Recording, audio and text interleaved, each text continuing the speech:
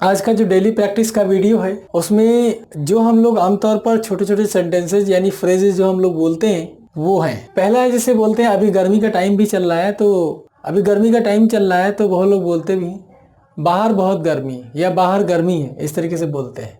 It's hot outside, it's hot outside, इस तरीके से बोलेंगे।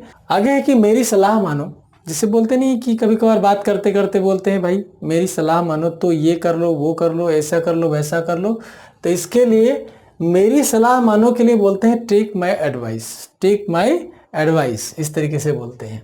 फिर अगला है ढेर सारा पानी पियो, जैसे डॉक्टर लोग सलाह देते हैं ना, कहते हैं कि जैसे बहुत लोग बोलते हैं जैसे पेट ठीक नहीं रहता, ये वो पेट की प्रॉब्लम समस्या बताते हैं तो डॉक्टर यही सलाह देता है भाई ढेर सारा खूब सारा पानी पियो और कच्ची सब्जियां खाओ, इस तरीके से बोलते हैं। तो ढेर सारा पानी पियो की इंग्लिश होती है drink plenty of water, drink plenty of water, इस तरीके से बोलते हैं।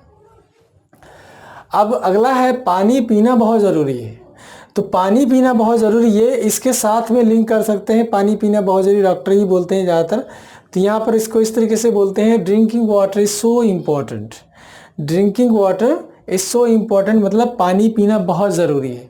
ठीक, इसको इस तरीके से बोल सकते हैं। उसे अंदर आने दो, जैसे मान लिया तुम ऑफिस में कहीं इंटरव्यू देने के लिए गए और वहाँ पर एक बंदा जो गेट के बाहर बैठा रहता है वो अंदर किसी को आने नहीं देता है।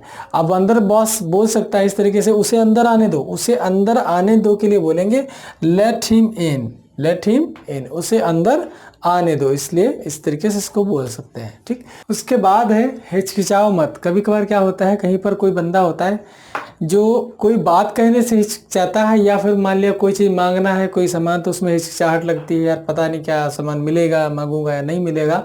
तो ऐसे केस में क्या होता है जब जैसे मान लिया हमसे कोई सामान कोई मांग रहा है तो मैं उससे बोल सकता हूँ हिचकिचाओ मत, बताओ क्या चाहिए तुम्हें। इसके लिए बोलेंगे डोंट हेजिटेट, हेजिटेट का मतलब हिचकिचाना। ठीक है, नहीं चाहिए, नहीं चाहिए का मतलब कि हमें अब उस चीज़ की ज़रूरत नहीं है, अब आप उसे रख लो। ठीक, तो वहाँ पर क्या बोलते हैं नहीं चाहिए के लिए नॉट रिक्वायर्ड, नॉट रिक्वायर्ड।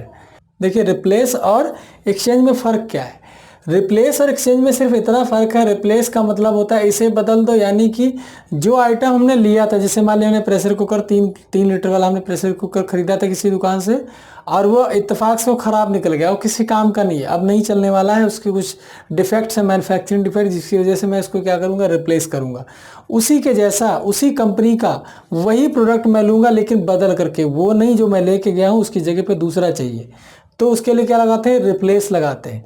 इसमें जो है एक्सचेंज दिस का मतलब होता है कि हमें जो हमने प्रोडक्ट वापस किया है वो न ले करके हम दूसरा प्रोडक्ट ले सकते हैं, यानी कि कोई दूसरा प्रोडक्ट ले सकते हैं, उसके लिए हम क्या बोलते हैं एक्सचेंज दिस, मतलब बदल दो इसको। ठीक, इसके बदले दूसरा दे दो। तो एक्सचेंज और रिप्लेस का मतलब पता चल गया होगा। बाद में आना, इसकी अंग्रेजी क्या होती है come back later, come back later का मतलब बाद में आना।